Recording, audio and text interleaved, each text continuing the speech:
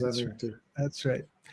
Hey, everybody. I'm Scott. I am one of the founders and admins of the Fibromyalgia Support Group. And joining me, as usual, is Martin Patella, health coach at life-enthusiast.com. And we're going glassless. And so what we do is once a week, Wednesdays at 3:30 Eastern time, we're going to go live in the group and we're going to answer questions. And if you have questions, please put it in the comments. I'll see them. I'll bring it up and we'll deal with them. But until that happens, what we're going to do is we're going to go and into the group. We'll find some questions.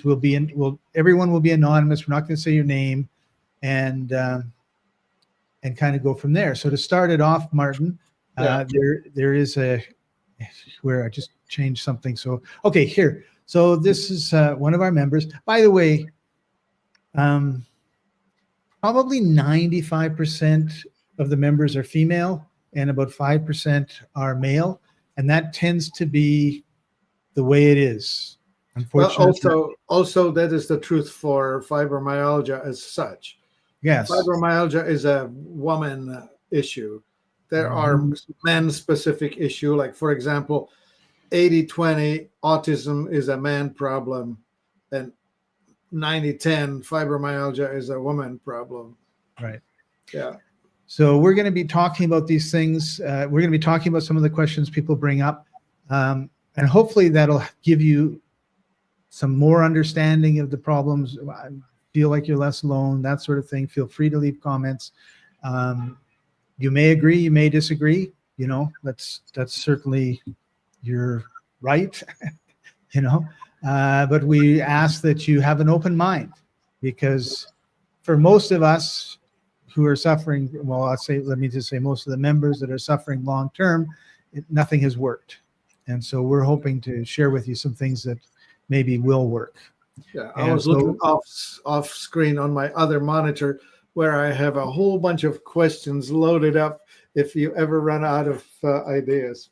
Okay. But one of them was written by a man, of all things. Well, let's hear it. Okay. So this was written by a man. You promised not to say names, but I mean, we are in a group. This is private. Your name is visible. Yes, but it's only visible in the group, so we're not going to name names. All right. Thank you for adding me to this group. I've been suffering from this unfortunate condition for some time now, but only over the last year I have felt it really ramp up on the pain scale. Some days it's unbearable, and I feel like my body is on fire. Other days it's barely tolerable. So please explain to me barely tolerable to unbearable. Okay. I'm in a pickle, though, when it comes to pain management. I'm taking gabapentin and methocarbamol for this, and that's it. But I'm a recovering alcoholic with 10 years of continuous sobriety. Good for you. Yes, sir. But also with addiction issues. So heavy pain meds are out of question. Drugs like Norco, Vicodin, or other strong pain meds, I have a very hard time saying no and sticking to the prescribed dosage. What else do you guys take for pain management other than the super strong meds? Supplements? Vitamins? Please help, and thanks. So right there, from the top down, right? People with higher tendency towards addiction are also people with a nervous system that has a tendency toward being more responsive. They call it HSP, high sensitivity people. Right? And so, yeah, you're from that tribe. I'm one of them too. Addiction is a common issue. That's the brain response. So there actually are studies that prove that some of us have this genetic thing where we are more addictive than others. Well, so, okay, you have to live with it. Right. So the questions are asked in a correct order. and I'm going to respond to them in reverse order. It's this. There is not a painkiller that can really fix the problem. The best thing I can suggest is called CBD, which stands for cannabidiol. It's extracted from hemp, but it also can be extracted from what's the thing that makes beer bitter? Hops. And same in hops they call it xanthohumol, and in hemp they call it cannabidiol, but it's really similar to one another, and they both will decrease the friction, the excitability in the nervous system. It's sort of like the volume on your radio. When you turn it down, it's less irritating. Right. You have As two types of opposed- I was going to say, as opposed to be stuck on full blast. right. And so what you have here is that there is an endocannabinoid system in your body. Your body makes cannabinoids anyway. They are the chemicals that dampen the neurological responses. So they make you calmer. And that there are two types of receptors in the body. They're usually pain. In the brain, they're usually anxiety receptors. So taking CBD will bring down both the anxiety levels and also the pain levels. But please be careful. THC, which usually comes with the CBD, unless you go pure CBD, raises your anxiety. So if you tend toward anxiety, be careful with it. So if you tend towards anxiety, don't smoke marijuana. Oh, yeah, for sure not. And don't go for the medical marijuana. That is a whole plant thing. What you want is an extract. And we do have it available. The website we have is called Remarkable Recovery. .com. You can find it there. This stuff is legal in all states. We can ship it to all 50 states. This is the regulated part of hemp is the THC, which this contains either none or below the detectable limit or below the legal limit for it being on the banned list. Okay. Anyway, so that's your best bet for just lowering the overall excitement in your body. Is there more to his question, Martin? Yeah. So now we need to deal with triggers and thresholds. Okay. Thresholds is what is the level at which you can stand a trigger without going over the top into what we call a flare. When you're in a flare, you're like, you called it unbearable, but you're barely tolerable. So to give you the levels, so barely tolerable, the water levels up to here, I can still use my nose to breathe. Up to here, I have to start hopping up and down to take a breath. Hop, hop. This is the level of the triggers rising. Okay. So how do you get your thresholds down so that you have way more room to operate in? These are toxicity, malnutrition, stagnation, trauma. Those are the pillars upon which the triggers stand. The worst of the lot is trauma, definitely, by far. It primes your amygdala, which is the sensory organ inside of your brain. It's about this big, shaped oval, both sides, and it processes incoming information. And it says safe, unsafe, safe, unsafe. It's the life-preserving part of the brain processing. And if you're hyperactive or hyperactive, you will be responding with oversized responses to stimuli that should be ignored.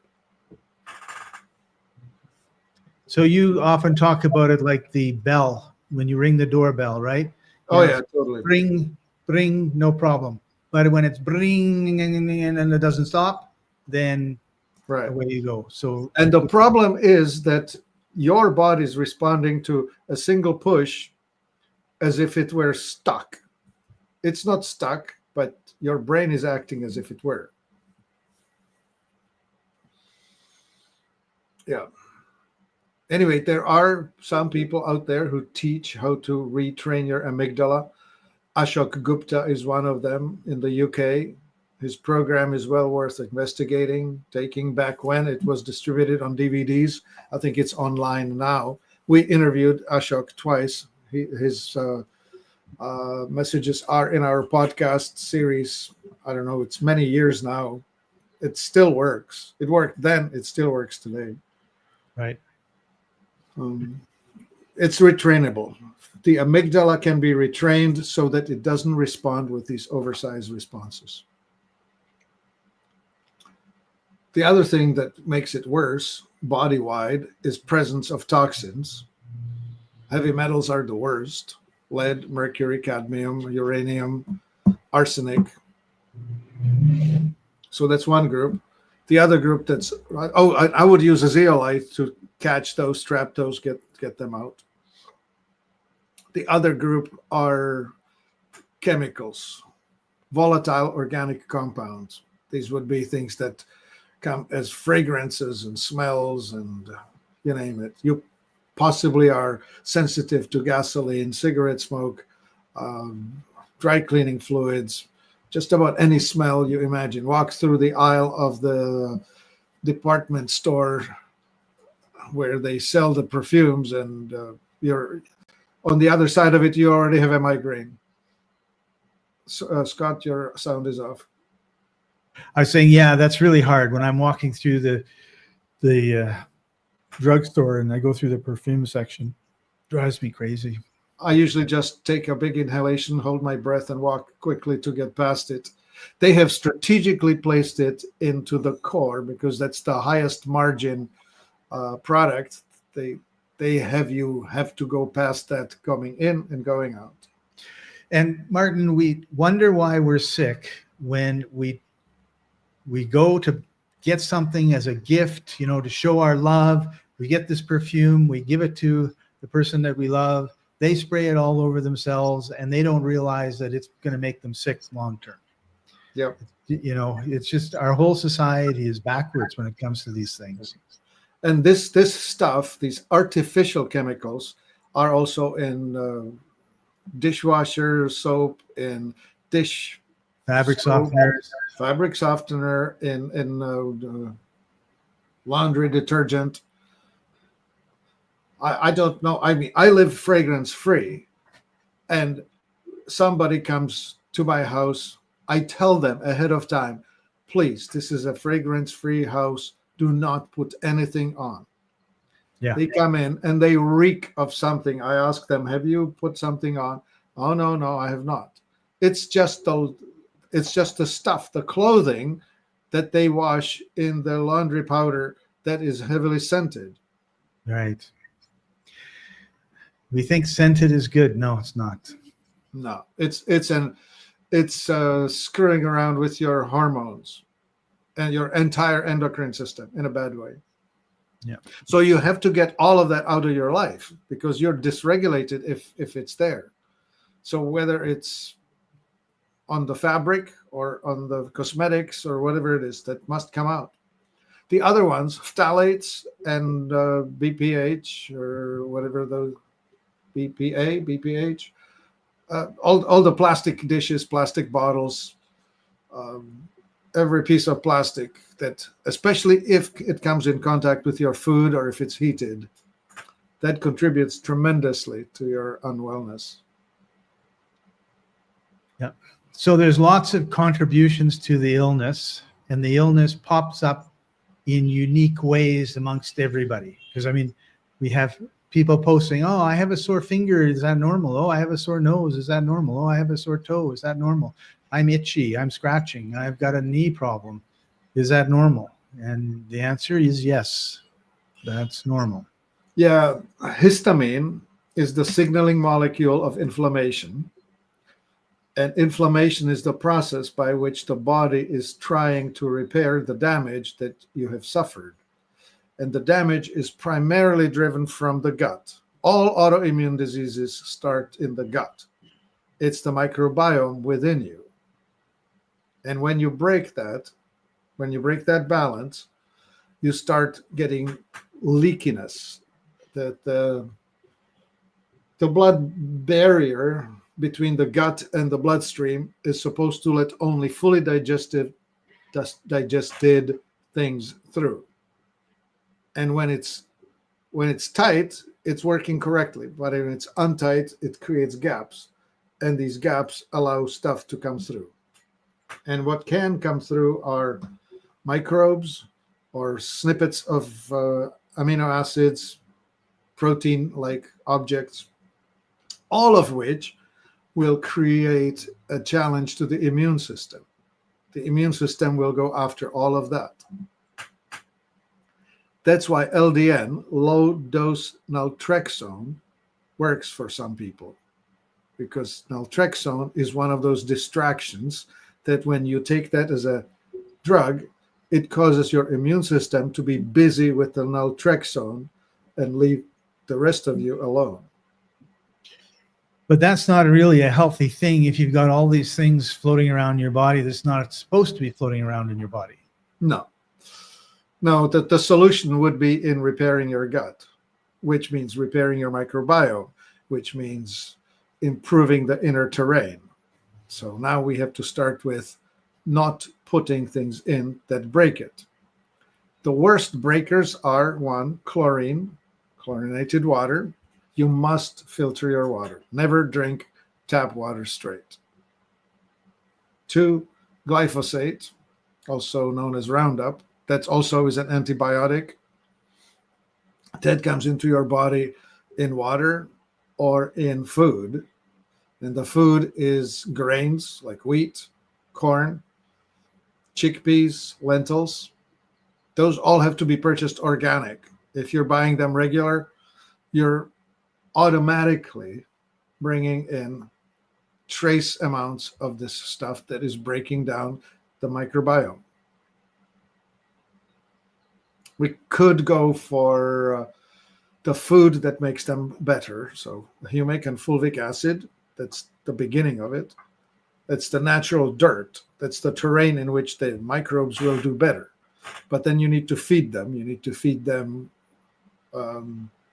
soluble and insoluble fiber, oligosaccharides. There are 8 different types of oligosaccharides, from fruits and fiber and bugs and all kinds of oligosaccharides. We do have products that bring that in if you want. You can start with the cheaper stuff like inulin, chicory inulin or agave inulin. Those are good. We make a product called Strataflora, which is an all-in-one blend of many things: fibers, things that will inoculate the terrain, but things that will also kill parasites and do all kinds of other things. I mean, this gets complicated. I could be talking for 3 hours on just about the gut alone. Right. So you can go to life-enthusiast.com and look up Strataflora. I'll put the name in the comments so you can see it. There's tons of information, tons of videos, tons of articles, so you can get a feel for exactly why that would be something to help. But definitely, if you're not digesting your food properly and you've got, I'll call them poisons, getting through your digestive system that shouldn't be, then it's a problem for you and could be a contributing factor. Yeah. So this fellow, he says, what do you guys take? Do you guys take drug, supplements, vitamins? Well, that's all additive, as in what should I add in? The first thing you should think is subtractive. What should I not get in? What must not come into my world, not come into my terrain? Because those are the things that are going to break you. We're talking about the triggers, and they need to not be delivered.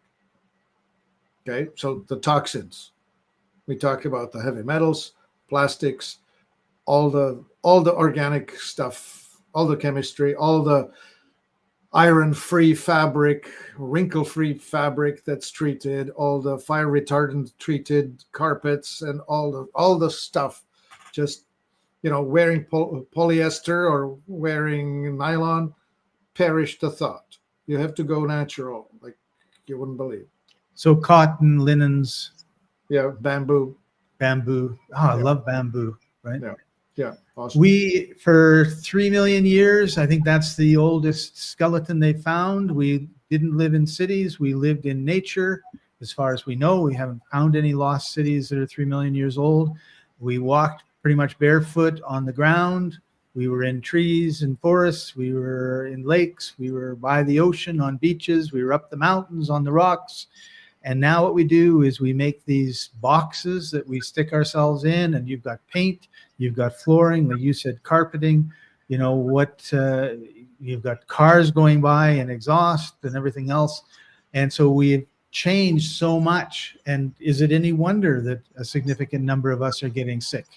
And then you have the addictive behavior where we take stuff that we shouldn't be taking, or drinking stuff we shouldn't be drinking, or eating stuff. Okay, so I just spent some time talking about the toxicity. One of the 4 legs, toxicity is one of them. The malnutrition is the other one. So now let's talk about what you should not eat. Okay, you should not eat anything that is poly-ingredient stuff. Cook from scratch and know the names of stuff you're using. Take a piece of chicken, take a piece of beef, put it with some fat, simple stuff, right? Do not, when you go buy an apple pie in a store, you will see ingredients other than apple, flour, lard, and cinnamon. Okay, those are the basic ingredients of an apple pie. But if you see stuff that you don't know what it is, you've never seen those words, then that's something you probably shouldn't be eating. It won't help. It won't help. But more importantly, high inflammatory foods are grains. Okay, so, well, I'll name the 5 of them: refined flour, refined sugar, refined salt, refined plant seed oils, and dairy, which would be cow dairy, northern pasteurized homogenized dairy. Not all dairy is dangerous. Raw is better, non-homogenized for sure, and buffalo is better than northern cow, and goat and camel and sheep is better than cow. You can look and find goat cheese, and you can look and find goat yogurt, I think, now. And yes, you can. We're starting to see that stuff. So you need to. The problem is that we've all been trained and taught that this is all good, right? Mm. And we've had celebrations around birthday cakes full of sugar and refined flour and other things that we shouldn't be eating. And unfortunately, we were able to get away with it for 50, maybe 80 years. And now, because I think of the fibromyalgia group as the people in it are the canaries in the coal mine. You're sick for some reason. Your doctor doesn't know why. Nobody can give you any reason why. Nobody can give you a cure. There's no magic pill. You just have to suffer, and half the time nobody believes you. So, but you're basically paving the way, like you're the future. Like there's going to be 100% of people in chronic pain if we don't change our lifestyles. And fortunately, not unfortunately, fortunately, we can make those changes, and we can do those things to improve our lives and improve our health. And Martin is a great example of that, because he was facing long-term. We're kind of like Laurel and Hardy. Martin's the guy that had to deal with long-term chronic pain for years and years and years. And I'm the guy that was healthy one day and in the hospital for 6 weeks after that, my liver unable to do anything. So yeah. Got both ends covered here. Yeah. Scott's decline was very, well, it was rapid. Fell off a cliff. But let me explain how it works. It's a geometric scale, and so it goes a long time sort of declining slowly and then rapidly. because I'll give you an example. Here's a math puzzle. You have a pond, and the pond will be covered by lilies in 30 days. The lilies double in size from one day to the next.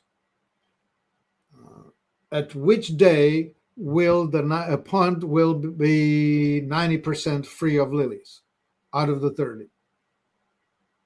Or 10% covered, 9% free? Probably the 27th day. No, not quite. 22. 22. But do you understand? Out of 30, 22, it will They're take fine. to 10%. Yeah. At 22, you notice, and at 27, you're 3, so that's a quarter full, right? Like it goes boom, boom, boom, boom, crash. Yep. It's like that. So walking down a nice slope, and then the next thing you know, you take a step and there's nothing there, and you're falling down. You're falling down the cliff. Yeah. So that, I mean, every one of you listening to it has been there. Every one of you on this group has had a flare. A flare is when your ability to cope is taken away. Now, the triggers could be anything. Remember, this is a lot like a camel. If your immune system were the camel metaphor, I'm going to pile on bags of stuff, 20 pounds at a time. At 200 pounds, the camel doesn't care. It doesn't bother him any. At 400 pounds, it's noticeable and he won't run. At 600 pounds, he will notice it even more and he will not go uphill. And at 800 pounds, he'll kneel down and refuse to get up. Anyway, at some point, there's going to be the last straw that will break the camel's back. Yeah. And the modern science goes around trumpeting that, well, if it's not this, the last straw, then it isn't causing it. The causative stuff is all the bags that were before it. So it could be that you will have a car accident, or you will fall down the stairs, or you will have a divorce, or you will have, I don't know, somebody fires you from a job, or there's an oncoming storm. Just the change in barometric pressure is enough to send a person over the edge. Any one thing. Yeah. You have one more piece of apple pie since you brought it up. Yeah. The one last dinner will take you. Yeah. So you have to look at your life. You have to decide what you need to get out of your life, remove from your life, and then you have to replace it with something that's more healthy. And unfortunately, we live in what I call the McDonald's society, where it's, fast food. You just walk in, 2 minutes later, you got a burger and out you go. And that's contributing to the problem. Like, you really have to go, it's like to farmers markets, know the farmer. How do you grow your stuff? Get it fresh, cook it yourself, which means, less time for Netflix and we have created a society where these things are very difficult to do. Yeah, it's actually worse than that. We have a government that pays a subsidy to the farmers to grow grains, and they grow wheat, corn, soy, lentils, whatever. Rapeseed. Yeah, and they grow that with chemicals. So we subsidize the farmers to grow food that's really bad for us. This subsidized food is now turned into something which is offered in grocery stores. And if you live in a food desert where you don't have access to fresh food, all you can buy is these packaged things that are not just made with these carby sources. They're also saturated with preservatives and coloring and God knows what else that makes it worse. And if you're on food stamps, you're now taking government's money to pile onto the government-supported farm food. And now we're going to put you on Medicaid, which is government-supported medical care that does nothing useful for you because of the problem is this: you are actually starting from a nutritional deficiency. You cannot correct a nutritional deficiency with a drug. To give you a crude example, your headache is not caused by a deficiency of Excedrin. Your breast cancer was not caused by a deficiency in tamoxifen. Just get that straight. Your pain, your inflammation is not caused by a deficiency in gabapentin. I promise. And what a lot of our members have mentioned, and is really true, is the drugs that you take are a very temporary Band-Aid, right? Because you still have the problem underneath the Band-Aid. It's not gone away. And eventually the Band-Aid wears off. Like the drug doesn't work anymore. So now I got to get a stronger drug. I got a different drug. I got to do this. I got to do that. Yeah. And it just becomes, that's a downward spiral because you're not dealing with the issues of toxicity, malnutrition, and stagnation, and the rest of it. Yeah, and like this fellow mentioned opioids like Vicodin. Opioids, unlike the hemp stuff that we're suggesting, the hemp stuff will get you pain relief without disabling your brain stem where your breathing is regulated. Vicodin and other opioids will actually disable your breathing. So if you overdose, you go into a full arrest and you die if they don't. But the trouble that we have is that you have an decreasing efficiency.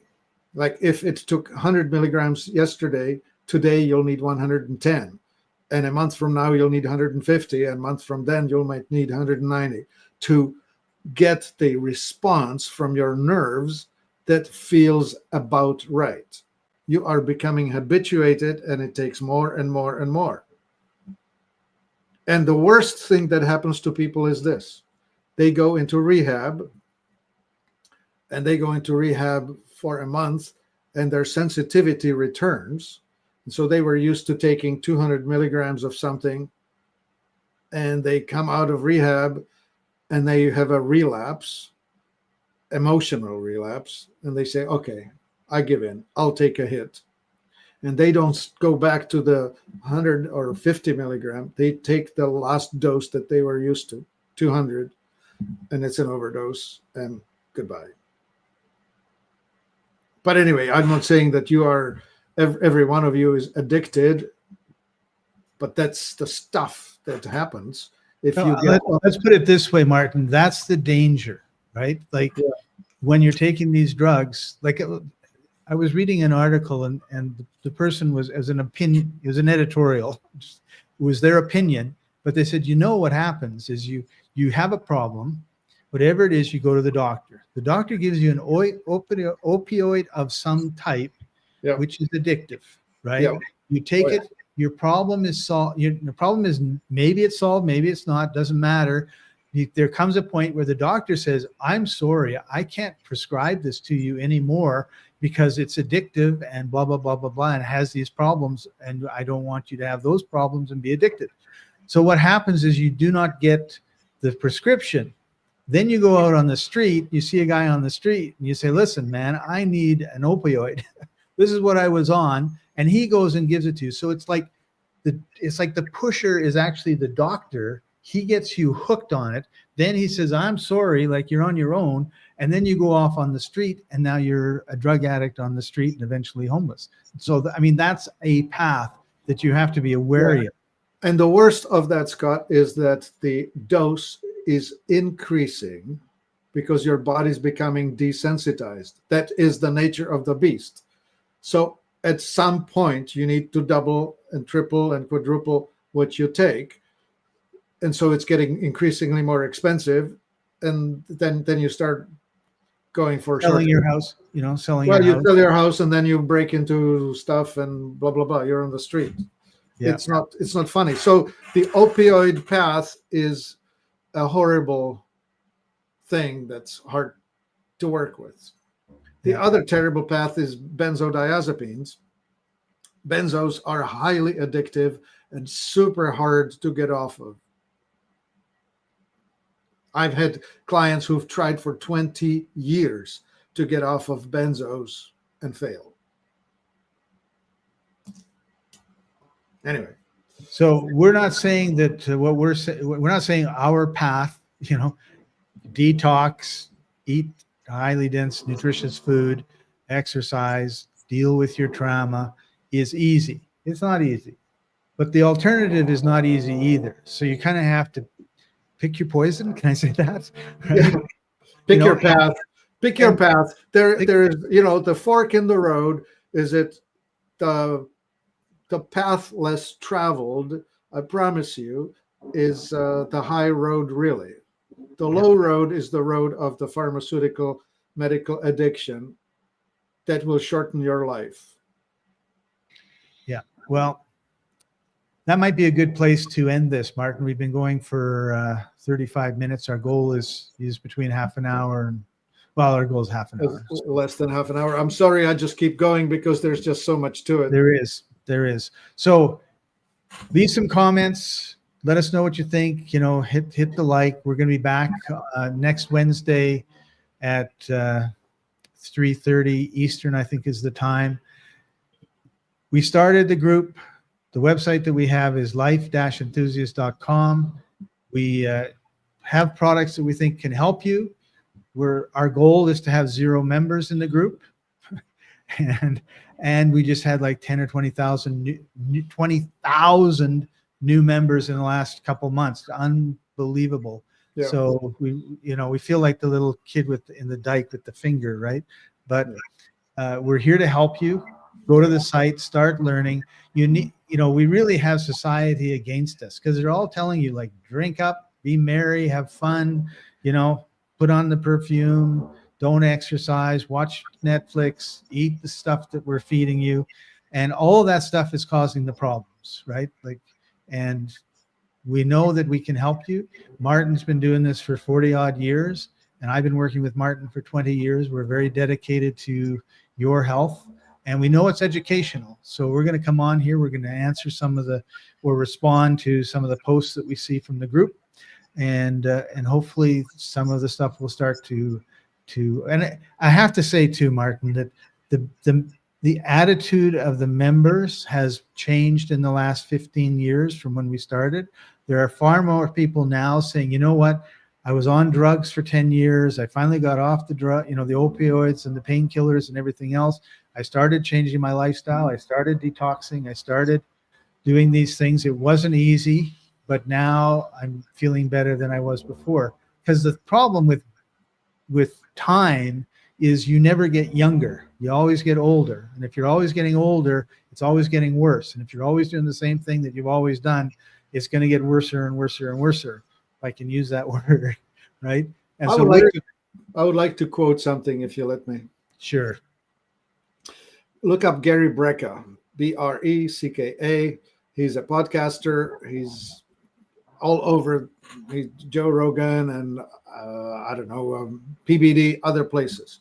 Gary spent his early part of his life, as an insurance health adjuster. Life insurance people, when they apply, if they apply for a high amount, like more than $1 million, get really scrutinized. The life insurance companies are not stupid. They don't want to write a policy that they cannot make money on. If they're going to pay out $1 million, they want to take $1 million and a bit before they pay it out. They're not in the business of losing money on you.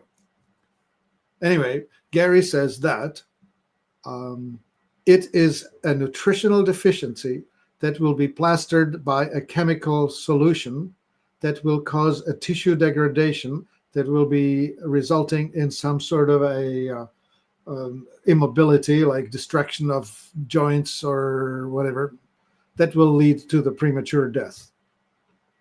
He said that the more drugs a person was on, the better he was able to establish or estimate the exit time for the person. And they have lots of data. They have decades and decades of data, and millions and millions of people, hundreds of millions of people, and decades of charts. These are the death records because they paid out right? So the death is known, the cause of the death is known, and the therapies taken are known because the medical records are recorded. We know that this path, the chemical path, is the shorter and surer on the premature death side. So Yeah, take we want the road less traveled. I promise you'll have a better outcome. right. Awesome. Thank you for that. Thanks for joining us, everybody, and we'll see you next week. Bye for now.